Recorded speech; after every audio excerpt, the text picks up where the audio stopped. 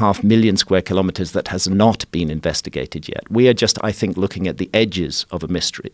The archaeologists involved, who are mainly from Finland and also from Brazil, feel the same. Their estimate is that there are thousands of these structures remaining in the jungle, and they're open as to how old they may ultimately prove to be.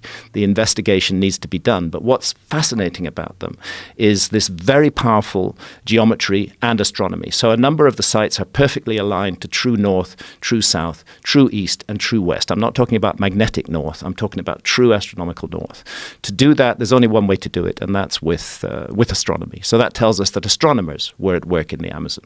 The geometry is very complex and very precise. That tells us that people with geometrical skills were at work in the Amazon. And thirdly, the scale of the sites of hundreds of meters, gigantic earthworks on the scale of hundreds of meters, tells us that this was highly organized project that was undertaken on a very large scale by very large numbers of people. It's a wonderful mystery, and it deserves much further attention. And that's Jacosa, exactly, the squares, squaring the circle. So you can see the outside embankment, and then inside it is the square ditch, and then there's another embankment inside that, and a circle inside that. It's crazy that they made a road right through that. What well, assholes. A modern road, yeah, because there's no respect for the ancient world, unfortunately. And there's another one. Look at that! Wow, that's incredible. So there are thousands of these things. How they found the stuff that they found in the Amazon? What imaging technology were they using to find all this? Initially, it was entirely found because areas of the rainforest had been cleared. Economic interests said, we want to make a cattle ranch here, or we want to make a soybean farm here. So we're just going to clear the rainforest. In the process of clearing the rainforest, they start discovering these earthworks that had previously been completely overgrown by the jungle.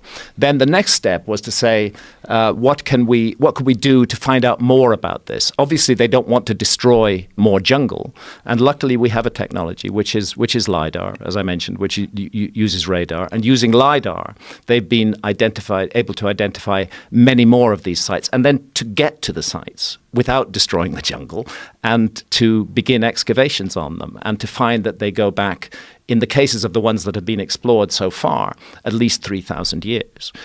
This is an intriguing development, completely unexplained in our understanding of the Amazon. And what it suggests is a heritage of extremely ancient knowledge. You don't wake up one morning and create a perfectly geometrical square or circular earthwork that's perfectly aligned to true north, south, east, and west on an enormous scale. There has to be a background to that. There has to be a reason for doing it. And the evidence is none of these sites were lived in. There's no habitation refuse found in them whatsoever. We don't know what they were used for. I make the case in America before that they're connected to a system of ideas which is found all around the world, which is to do with death and the afterlife destiny of the soul.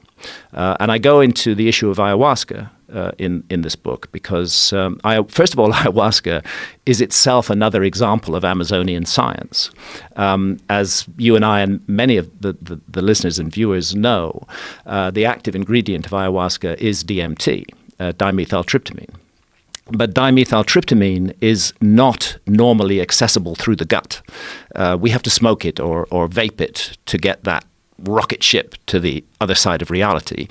And the journey lasts, 10, 12 minutes, not much more than that, and sometimes quite a lot less. What ayahuasca does is it makes DMT available through the gut. The reason it's not available through the gut is because of an enzyme in the gut called monoamine oxidase. That switches off DMT on contact. The ayahuasca vine, which is one of the two ingredients of the ayahuasca brew, the other ingredient is leaves that contain DMT. The ayahuasca vine contains a monoamine oxidase inhibitor, which switches off the enzyme in the gut and allows the DMT to be accessed orally, which produces a rather different journey from the smoked or vaped DMT trip. It's a much longer journey. It's 4 or 5 hours. It allows you to integrate and to interrelate with the strange landscapes in which you find yourself amongst. And the entities that you encounter. I'm not making any claims about the reality status of those entities, but what I am saying, and it's a fact, is that people who work with DMT and ayahuasca do encounter what they construe to be entities who communicate with them intelligently. So somebody in the Amazon, out of 150,000 different species of plants and trees, selected two that are not psychoactive on their own, but when put together, create an extraordinary visionary brew. And ayahuasca means the vine of the dead. And what it's connected to in South American religious and spiritual thinking is what happens to us when we die. And the Tucano, who are an Amazonian people who work regularly with ayahuasca, I mean, the Tucano actually will give a teaspoonful of ayahuasca to a newborn infant. They feel ayahuasca is so important that there is a hidden realm around us which we are not normally aware of, and we need to be aware of it. And ayahuasca is an important part of that. In their ayahuasca journeys, the Tucano shamans experience visions, and they will then come back to an alert, normal problem-solving state of consciousness, and they will paint and depict their visions. And what's intriguing, and I go into it in the book, is that quite a number of the Tucano paintings of the other world, of the afterlife realm, of the entrance to the other world, are geometrical, and they look exactly like the geoglyphs. So I'm beginning to wonder whether these geoglyphs were part of a system of spiritual ideas concerning what happens to us after death and what we need to do in this life to ensure a beneficial outcome. And oddly enough, that same system of ideas is found in the Mississippi Valley. In the Amazon, it involves particularly ayahuasca and the belief that the ayahuasca journey takes you to the afterlife realm and a journey along the Milky Way.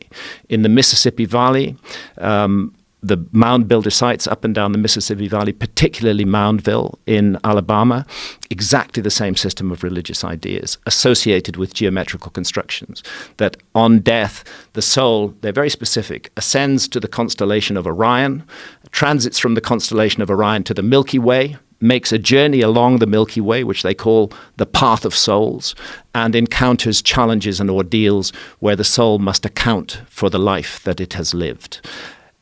Then we go to Egypt, and what do we find? The same system of ideas.